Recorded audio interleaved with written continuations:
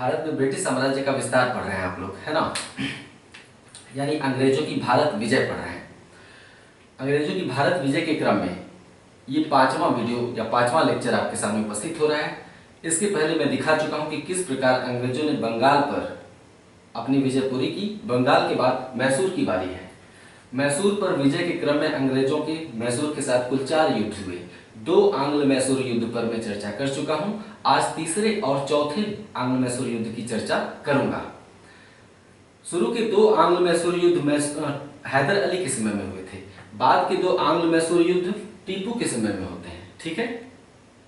तो बाद के दो आंग्ल मैसूर युद्ध यानी तृतीय और चतुर्थ आंग्ल मैसूर युद्ध के बारे में जानने से पहले थोड़ा सा टीपू के बारे में जानना जरूरी है। टीपू भारतीय इतिहास में एक महत्वपूर्ण शासक के रूप में जाना जाता है, खासकर उसकी नीतियां। इस वजह से टीपू पर सवाल बार बार सामान्य अध्ययन के प्रश्न पत्र में उठते रहे। यही कारण है कि इस लेक्चर में सबसे ज्यादा ध्यान टीपू सुल्तान पर फोकस कर रहा हूं। इसके पहले वाले वीडियो में देखा था कि हैदर अली द्वितीय आंग्ल मैसूर युद्ध के समय घायल हो गया था। द्वितीय आंग्ल मैसूर युद्ध में हैदर अली को हराने के लिए वारेन हेस्टिंग्स ने जनरल आयरकूट को भेजा था। जनरल आयरकूट और हैदर अली के मध्य जो युद्ध हुआ उसे हम पोर्टो नोवा का युद्ध कहते हैं। पहले वाले वीडियो में इसे बताया जा चुका है। यह भी बताया गया कि पोर्टो नोवा का युद्ध 1781 में हुआ और उस युद्ध में हैदर अली पराजित हुआ, साथ ही घायल हो गया। घायल होने के 1 साल बाद अर्थात 1782 ईस्वी में हैदर अली की मृत्यु हो जाती है।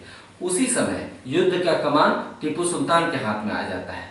टीपू सुल्तान ने 1782 से लेकर 1784 ईस्वी तक युद्ध को लगातार संचालित किया, लेकिन 1744 में टीपू और अंग्रेजों के मध्य एक संधि होती है। संधि का नाम है मंगलोर संधि।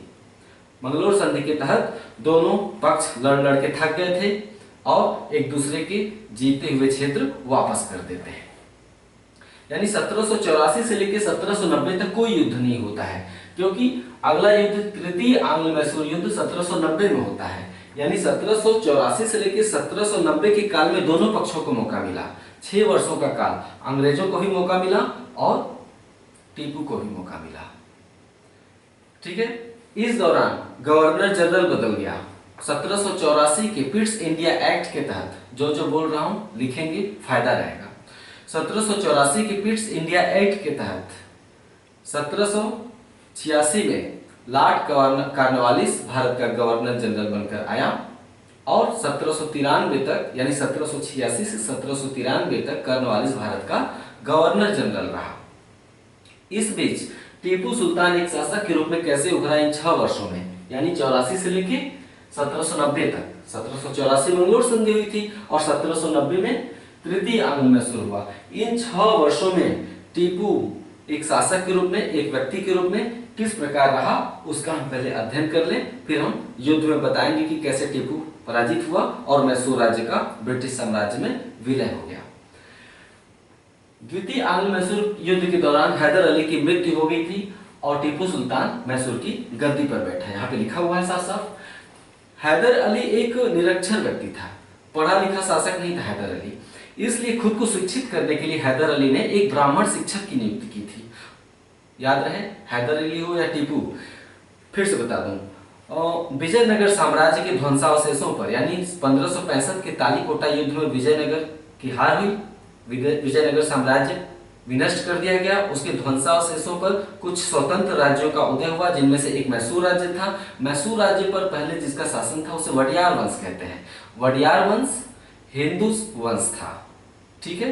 लेकिन वडियार वंश के बाद सत्ता हैदर अली के हाथ में आ जाती है। हैदर अली एक मुसलमान शासक था, यानी वडियार वंश मैसूर पर वडियार वंश नामक पहले हिंदुओं ने शासन किया।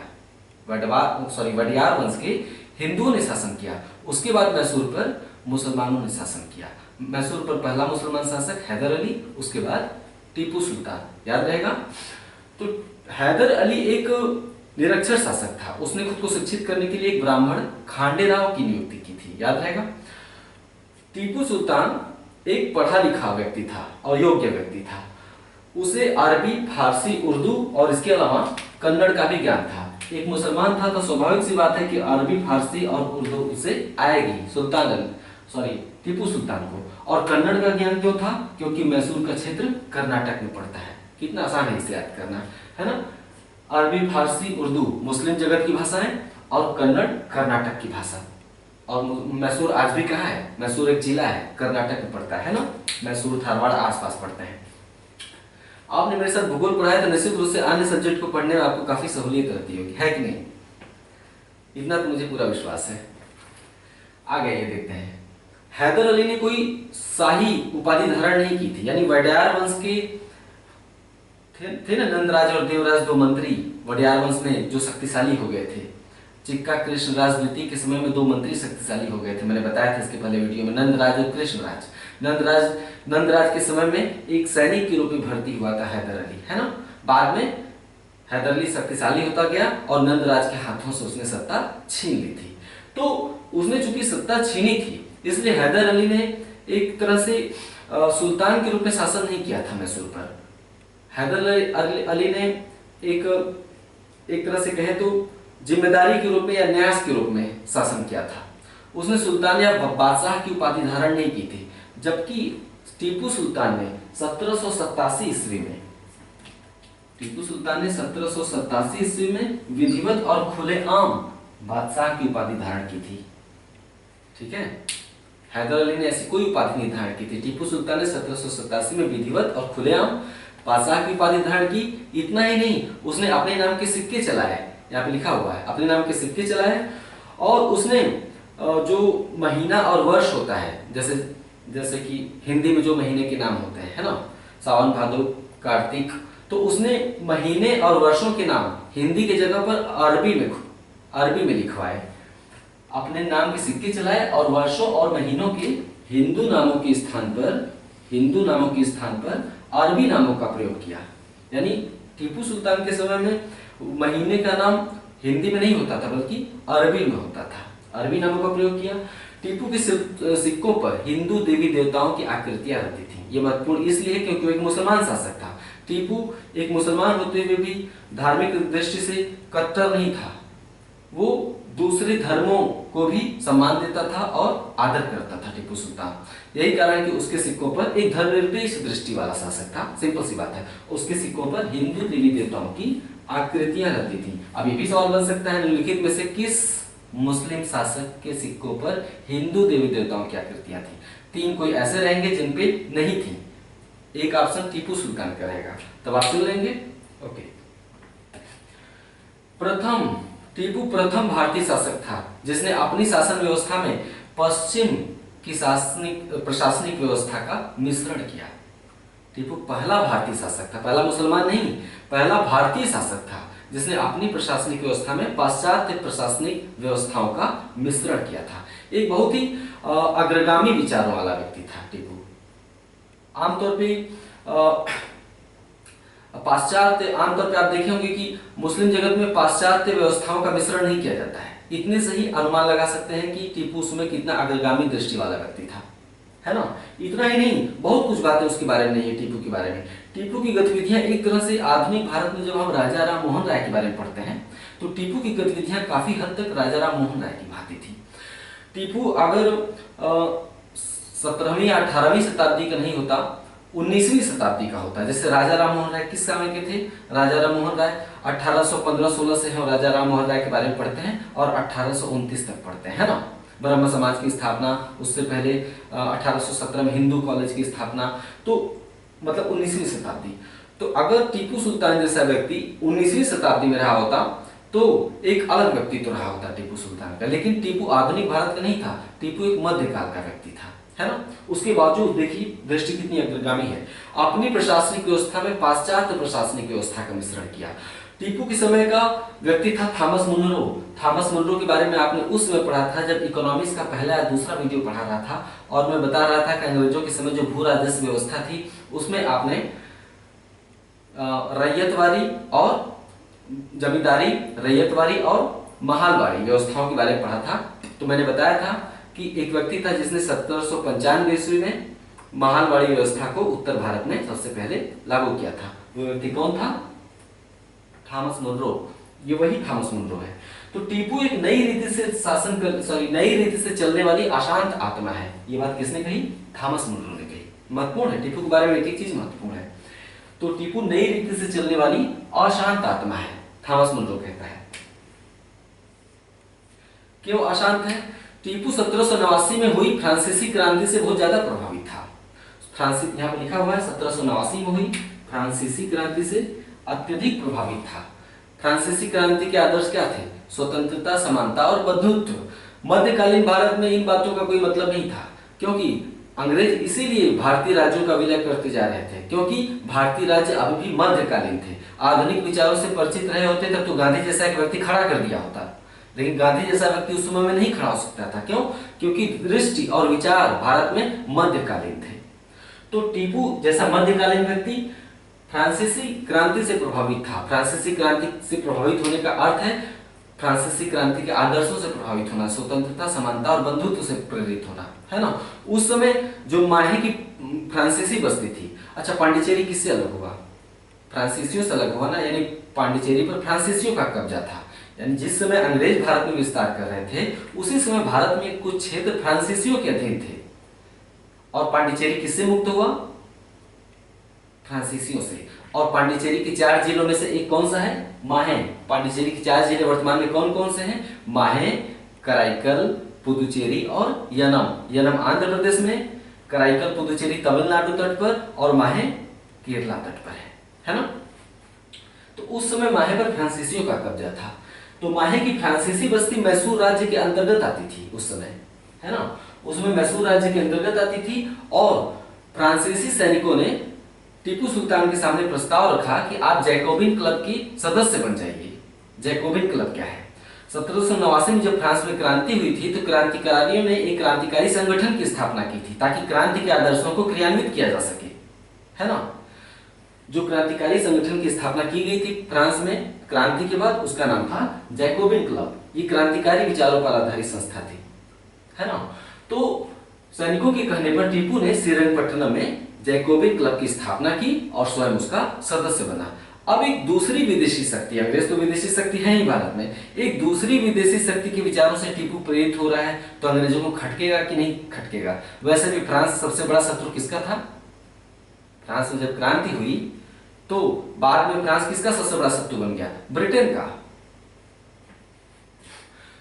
तो श्रीरंगपट्टनम जैकोबिन क्लब की स्थापना की और सदस्यता ग्रहण की। स्वाभाविक सी बात है कि ये सब बातें अंग्रेजों को रास नहीं आती रही होंगी।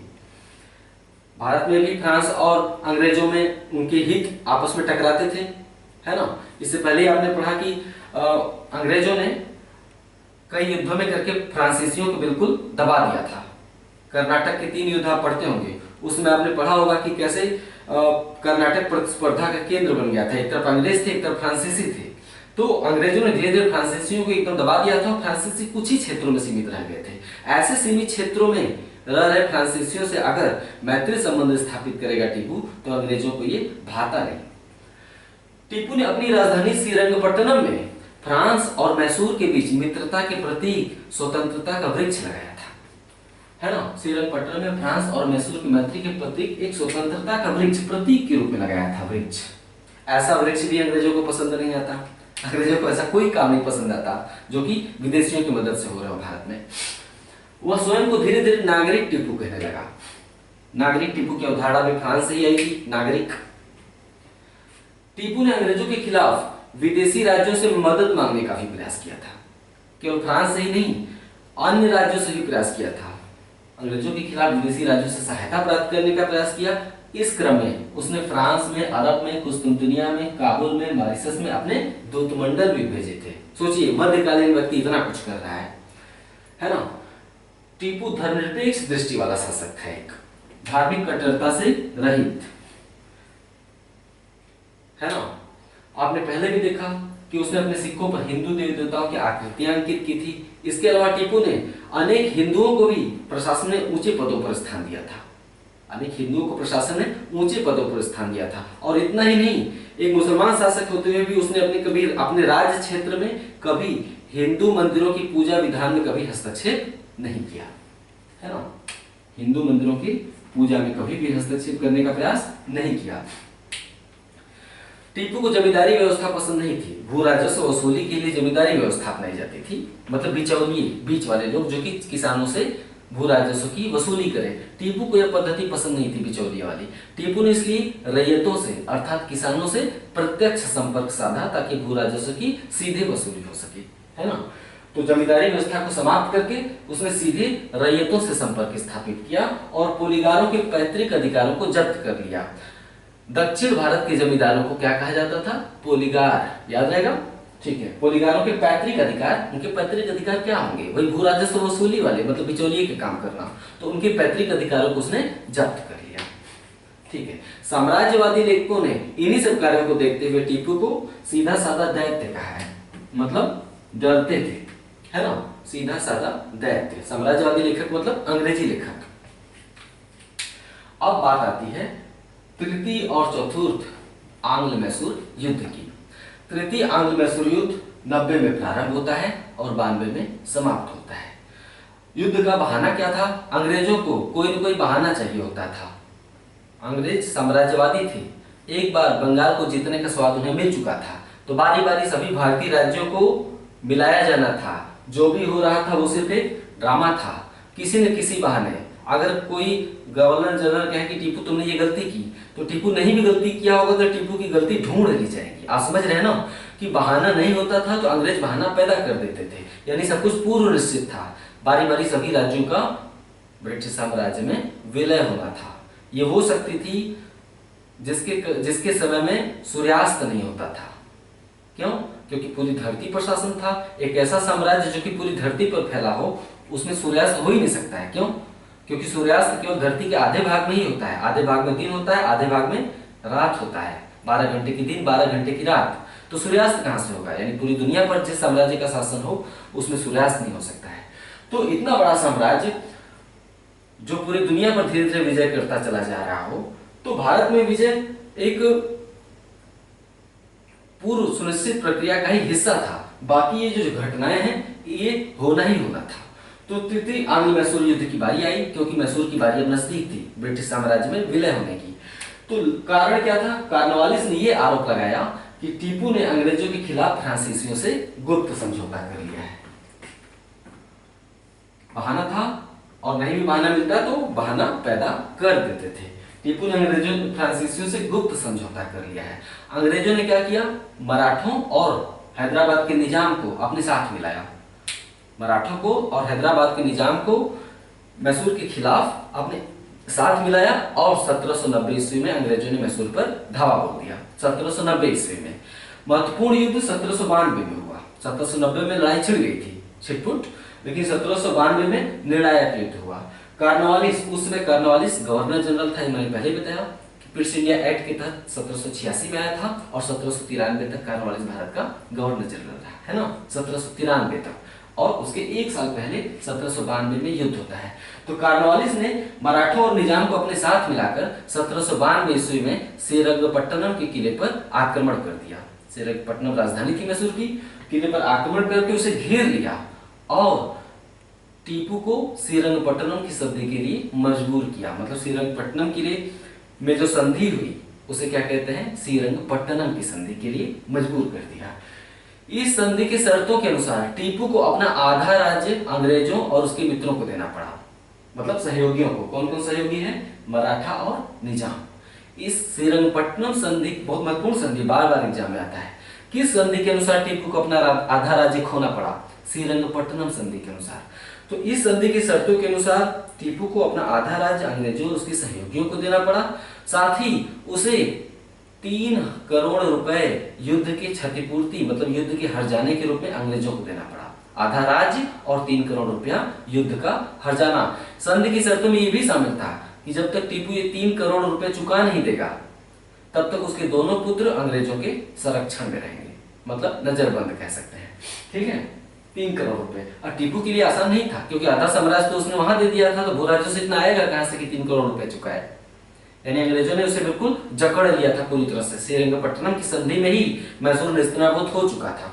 बाकी तो एक होता है ना कि बस सांसें ही चल रही थी लेकिन जिंदा नहीं था मैसूर श्रीरंगपट्टनम की संधि के बाद। कॉर्नवालिस ने श्रीरंगपट्टनम की संधि के बाद कहा था, कॉर्नवालिस ने ही युद्ध किया था ना, तो कहा था कि हमने अपने मित्रों को शक्तिशाली बनाए बिना ही शत्रु को पंगु कर दिया है, यानी अधमरा कर दिया है। कर्नवालिस ने कहा था, ये कथन बार बार पूछता है। अब बारी आती है चतुर्थ आंग्ल-मैसूर युद्ध की। चतुर्थ आंग्ल-मैसूर 1799 में हुआ। एक ही वर्ष में, एक ही 2 दिन में समाप्त कर दिया गया युद्ध, क्योंकि टीपू ऑलरेडी बहुत कमजोर हो गया था, मैसूर राज्य काफी विघटित हो गया था। अब चतुर्थ आंग्ल-मैसूर में कोई भी एक साम्राज्यवादी शासक आता अगला और धवा बोल के उसे वहीं खत्म कर देता। मुझे तो ये भी नहीं समझ में आता है कि कर्नवालिस ने यहाँ पे छोड़ा क्यों टीपू को। अब जो भी हो सकता है कर्नवालिस राज्यों के विलय के पक्ष में न रहा हो, क्योंकि कर्नवालिस के समय में युद्ध नहीं हुए। कर्नवालिस के समय में केवल एक ही युद्ध हुआ और वो था श्रीरंगपट्टनम का युद्ध। कर्नवालिस ने और किसी भी राज्य में हस्तक्षेप करने का प्रयास नहीं किया। एक तरह से कर्नवालिस हस्तक्षेप की नीति पर चल रहा था। वो भारतीय राज्यों में बहुत ज्यादा हस्तक्षेप और विलय के पक्ष में कर्नवालिस नहीं था, लेकिन फिर भी उसने अपनी राय श्रीरंगपट्टनम तक आते आते बदल दी थी। अब बारी आती है चतुर्थ आंग्ल-मैसूर युद्ध 1799 में हुआ। एक ही वर्ष युद्ध चला था। 1798 में जो जो बोलता हूं लिखेंगे, ठीक रहेगा, इग्नोर नहीं करिएगा। 1798 में लॉर्ड वेलेजली भारत का गवर्नर जनरल बनकर आया और 1805 ईस्वी तक उसने भारत पर शासन किया। 1798 में आया और 1805 ईस्वी तक शासन किया, गवर्नर जनरल के रूप में रहा। लॉर्ड वेलेजली एक घोर साम्राज्यवादी था। हस्तक्षेप की तो बात ही नहीं। वो चाहता था भी चाहे युद्ध या किसी दूसरे माध्यम से, युद्ध या संधि, दोनों माध्यमों से जितने भी भारतीय साम्राज्य हैं अधिक से अधिक, जब तक मैं भारत में हूं, उसकी इच्छा थी कि जब तक मैं भारत में हूं अधिक से अधिक भारतीय राज्यों का विलय कर लिया जाए, क्योंकि लॉर्ड वेलेजली एक घोर साम्राज्यवादी था। इसके लिए उसने एक व्यूह रचना की, उसका नाम है सहायक संधि। उसने कहा कि कितने राज्यों पर मैं आक्रमण करूंगा, बिना मतलब का झंझट पड़ता है। उसने दिमाग लगाया। दिमाग क्या लगाया? एक व्यूह रचना की, उसका नाम था सहायक संधि। सहायक संधि का प्रस्ताव भारतीय राज्यों के सामने रखता था। पहले किसी कमजोर भारतीय राज्य को चुनता था, ठीक है, और उनके सामने सहायक संधि का प्रस्ताव रखता था। सहायक का मतलब ये सहायता करना है ना। कैसा सहायक संधि? भारतीय राज्य अर्थात देसी राज्य कह सकते हैं। भारत के जो राज्य थे उन्हें देसी राज्य कह सकते हैं। लॉर्ड वेलेजली सहायक संधि के माध्यम से जो प्रस्ताव रखता था, उसमें कहा जाता था कि आपके राज्य की सुरक्षा की जिम्मेदारी आज से मेरी होगी। मानना न मानना देसी राज्य के ऊपर निर्भर था, वो बाद में बताएंगे। वो कहता था सहायक संधि के अंतर्गत कि आपके राज्य की सुरक्षा की जिम्मेदारी मेरे पास होगी, आपको अपनी सुरक्षा की चिंता नहीं करनी है। इसको कहते हैं धौंस दिखाना, मतलब हड़काना। भारतीय राज्यों को सबसे ज्यादा खतरा किससे था? अंग्रेजों से। और एक अंग्रेज कह रहा है कि आपको अपनी सुरक्षा की चिंता से नहीं करनी है, आपकी सुरक्षा की जिम्मेदारी मेरी। मतलब जो सबसे बड़ा गुंडा है वही आकर कहे कि तुम्हारी सुरक्षा से मैं कहूंगा। कमजोर व्यक्ति तुरंत डर जाएगा, भाई बात तुम मेरी सुरक्षा कर लो प्लीज, तुम्हें जो मांगना है मांग लो, मैं तुम्हें देने को तैयार हूं। इसको कहते हैं दादागिरी। तो सहायक संधि एक बहुत बड़ी दादागिरी का परिणाम था। तो लॉर्ड वेलेजली ने कहा तुम्हारी सुरक्षा से मैं करूंगा, इसके लिए तुम्हारे राज्य में मैं अपनी सेना रखूंगा, तुम्हारे राज्य में मैं अपनी सेना रखूंगा। उस सेना का रख रखाव किसे करना पड़ेगा, यानी उसका खर्चा किसे उठाना पड़ेगा? तुम्हें। यानी तुम्हें अपनी सुरक्षा के लिए खुद ही खर्चा उठाना पड़ेगा। और श्रेय किसका होगा तुम्हारी सुरक्षा का? अंग्रेजों का। मतलब तुम्हारी सुरक्षा मैं कर रहा हूं और इसके लिए तुम्हें एक सेना रखनी होगी अपने राज्य में और उसका रख रखाव करना होगा, यानी उसके व्यय की जिम्मेदारी लेनी होगी। और इसके लिए देसी शासक को क्या करना होगा? अपना एक क्षेत्र का भू राजस्व उस सेना के नाम कर देना होगा। अपने किसी बड़े भूखंड का जो भू राजस्व होता है वो सेना के व्यय के लिए सुनिश्चित करना होगा, है ना। भाई सेना रखी जाएगी तो उसका प्रशिक्षण, खान पान, रख रखाव, वेतन, ये सब कौन देगा? देसी राज्य देगा। रोचकर बात यह है कि जो अंग्रेज वेलेजली जो कहता था कि आपके राज्य में मेरी सेना रहेगी, वास्तव में कहने को मेरी सेना थी, उसमें सैनिक भारतीय ही रहते थे। यानी भारतीय सैनिकों को रख के ही, भारतीय राज्य की सुरक्षा के लिए भारतीय सैनिकों को रख के ही अंग्रेज उसके लिए पैसा लेते थे। दिमाग देखिए। और इसके बदले में उसे क्या मिलेगा? सुरक्षा। और अंग्रेजों को क्या चाहिए? लॉर्ड वेलेजली कहता था कि तुम्हारे राज्य की आंतरिक और विदेश नीति आज से मेरी जिम्मेदारी होगी, यानी आज से तुम अपनी स्वतंत्रता खो दोगे जैसे ही तुम सहायक संधि स्वीकार करोगे। 3 महत्वपूर्ण परिवर्तन होंगे। पहला, तुम्हारी सुरक्षा मेरे हाथ में होगी, यानी कोई भी भारतीय राज्य तुम पर आक्रमण नहीं करेगा और हमसे भी तुम्हें सुरक्षा प्राप्त होगी। दूसरा, तुम्हारे राज्य में हमारी एक सेना रहेगी, उसका रख रखाव तुम्हें करना पड़ेगा। तीसरा, तुम्हारे आंतरिक और विदेश नीति आज से हमारे हाथों में रहेगी। यानी तुम किसी भी दूसरी शक्ति से शत्रुवत संबंध चाहे मित्रवत संबंध मुझसे पूछ के करोगे या तुम नहीं करोगे, उसका निर्धारण कौन करेगा? हम करेंगे, मतलब अंग्रेज। अब आप समझ गए? यानी भारतीय राज्य अगर सहायक संधि को स्वीकार कर ले तो इसका अर्थ है अपनी सुरक्षा के बदले में स्वतंत्रता मोल ले लेना, मतलब सुरक्षा तो प्राप्त कर लेना और अपनी आजादी को बेच देना, है ना। तो 1798 में तो गवर्नर जनरल बन के आया था लॉर्ड वेलेस्ली। इसने 1799 में टीपू के पास सहायक संधि का प्रस्ताव भेजा कि तुम इसे स्वीकार कर लो तो युद्ध नहीं होगा, तुम्हारी सुरक्षा की जिम्मेदारी आज से मेरी, तुम्हारे क्षेत्र में मेरी एक सेना रहेगी, उसका तुम रख रखाव करोगे, और लेकिन तुम्हें अपनी आजादी नहीं रहेगी, तुम्हारी आजादी का निर्धारण मैं करूंगा कि किससे तुम्हारे राज्य का संबंध रहेगा नहीं रहेगा, है ना। तो कुल मिलाजुला के सहायक संधि स्वीकार करने वाले राज्य का राजा केवल दिखावटी रह जाता था, जनता के लिए राजा। वास्तविक सत्ता किसके पास चली जाती थी? अंग्रेजों के पास, क्योंकि सेना भी अंग्रेजों की है और उसका रख रखाव भारतीय राजा कर रहा है। तो सहायक संधि का प्रस्ताव भेजा। मैं सहायक संधि के बारे में जब अंग्रेजों की नीतियों के बारे में बात करूंगा तो वहां पे व्यापक बताऊंगा, डोंट वरी। भारत में अंग्रेजों की जो नीतियां रही, प्रशासनिक नीति, आर्थिक नीति, धार्मिक और सामाजिक नीति, एक अलग चैप्टर होगा, लगभग 8-10 वीडियो उस पर भी आएंगे, वहां पे आप इन सब चीजों के बारे में बाकायदे देखेंगे। तो टीपू ने इस सहायक संधि को मानने से इनकार कर दिया। परिणाम सीधा साधा था, जो राज्य सहायक संधि को, लॉर्ड वेलेस्ली के काल में जो राज्य सहायक संधि को नहीं मानता था, इसका मतलब था युद्ध, मतलब तुम्हारी सुरक्षा की जिम्मेदारी हम नहीं लेंगे, अब हम ही धावा बोलेंगे। तो वेलेस्ली ने आक्रमण कर दिया। टीपू लड़ता हुआ श्रीरंगपट्टनम किले के द्वार पर, मुख्य द्वार पर मारा गया, सुरक्षा करता हुआ, है ना। टीपू के परिवार को वेल्लोर में कैद कर लिया गया। वेल्लोर कर्नाटक में है। अंग्रेजों ने मैसूर के अधिकतर भाग को ब्रिटिश साम्राज्य में मिला लिया। मैसूर के अधिकतर भाग को, मतलब समूचे भाग को नहीं, अधिकतर भाग को मिला लिया। यानी और मैसूर राज्य का जो शेष बचा हुआ भाग था, शेष बचा हुआ जो भाग था मैसूर का, उस पर वडियार वंश यानी हैदर अली से पहले का वंश जो मैसूर पर शासन करता था, और शेष भाग पर वडियार वंश के एक 2 वर्षीय बालक, 2 वर्ष का बालक जिसके पास बुद्धि नहीं है, दुर्मुहा 2 वर्षीय बालक को राजा बनाकर उसे अपने संरक्षण में ले लिया। वडियार वंश के शेष भाग पर मैसूर राज्य के शेष भाग पर वडियार वंश के एक 2 वर्षीय बालक को, 2 वर्षीय उत्तराधिकारी को उसका राजा बनाकर अपने संरक्षण में ले लिया। संरक्षण मतलब अपनी सुरक्षा में ले लिया। सुरक्षा मतलब उस पर सहायक संधि थोप दी गई। क्या से? मैसूर राज्य की सुरक्षा की जिम्मेदारी मेरी। ज्यादातर मैसूर राज्य तो हड़प लिया, कहां चला गया? ब्रिटिश भारत का हिस्सा हो गया। और जो नाम मात्र का मैसूर राज्य बचा वो केवल एक छोटा सा भूभाग था, उस पर 2 वर्षीय दुर्मुहा बालक शासन कर रहा था और उसकी सुरक्षा की जिम्मेदारी किसकी थी? अंग्रेजों की थी। यही थी सहायक संधि। सहायक संधि स्वीकार करने वाला राज्य पूरी तरह जकड़ जाता था। वो न किसी को सहायता दे सकता था, न सहायता ले सकता था। उसके राज्य की हर नीति अंग्रेजों के अधीन हो जाती थी। यानी राज्य तो वास्तव में सहायक संधि स्वीकार करने वाले का राज्य चला जाता था अंग्रेजों के पास, सिर्फ राजा ही रह जाता था दिखावटी। ये थी सहायक संधि। आगे बात होगी। तो बंगाल खत्म, मैसूर खत्म। अब इसके बाद कौन खत्म होगा? मराठे।